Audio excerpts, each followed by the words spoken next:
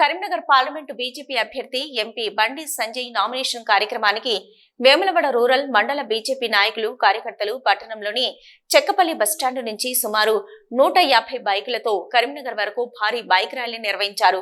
ఈ కార్యక్రమంలో పాల్గొన్న మండల అధ్యక్షులు జక్కుల తిరుపతి మాట్లాడుతూ రానున్న పార్లమెంటు ఎన్నికలలో కరీంనగర్ పార్లమెంటు అభ్యర్థి బండి సంజయ్ గెలిపే లక్ష్యంగా ప్రతి కార్యకర్త పనిచేయాలని కోరారు.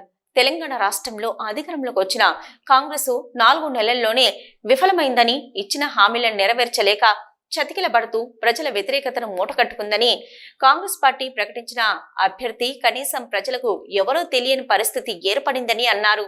10 సంవత్సరాలలో టీఆర్ఎస్ పార్టీ చేసిన అవినీతిని ప్రజలు ఇంకా మర్చిపోలేదని, వారి అభ్యర్థి వినోద్ కుమార్ మరోసారి ఓటమి చవిచూడబోతున్నారని, ఈ పార్లమెంటు ఎన్నికలలో బండి సంజయ్ కు 2 లక్షల మెజార్టీ లక్ష్యంగా పనిచేయాలని పిలుపునిచ్చారు.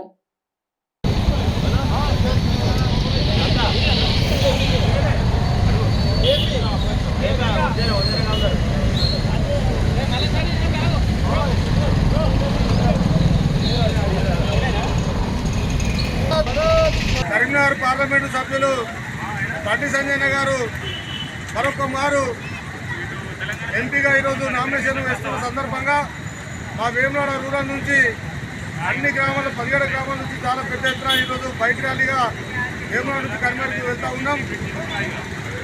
ఈరోజు ప్రజల ఆదరణ కూడా చాలా బ్రహ్మాండంగా ఉంది.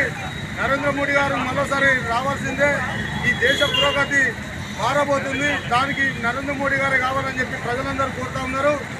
ఏక్ బార్ మోడీ సర్కార్ అనే నినాదం ప్రజల నుంచే వస్తుంది. చాలా సంతోషంగా వ్యక్తం చేస్తూ ఈరోజు బీజేపీని మరి అలాగే హిందుత్వవాదాన్ని అంచెలంచెలు ముందుకు తీసుకెళ్లిన నాయకుడు ఎవరైనా ఉన్నారంటే కరీంనగర్ పార్లమెంట్ సభ్యులు బండి సంజయ్ గారు అని చెప్పి తెలియజేస్తా ఉన్నాం. వారు బ్రహ్మాండమైన మెజార్టీతో గెలవబోతున్నారు. ఈరోజు దానికి సూచికగా ఈరోజు చాలా పెద్ద సంఖ్యలో నామినేషన్కు మేము కరీంనగర్లో హాజరవుతున్న సందర్భంగా వారికి ముందస్తుగా ఆ దేవుని రాజరాజేశ్వర స్వామి కృపతోని మంచి మెజార్టీతో గెలవబోతున్నారని చెప్పి తెలియజేస్తూ మరొకసారి రూరల్ మండలం నుంచి పెద్ద ఎత్తున వచ్చిన ప్రతి ఒక్క కార్యకర్తకు నాయకులందరికీ కూడా కృతజ్ఞతలు తెలియజేస్తూ భారత్ మాతాకి బండి సంజయ్ గారి నాయకత్వం, నరేంద్ర మోడీ గారి నాయకత్వం, రామకృష్ణ గారి నాయకత్వం, భారత్ మాతాకి.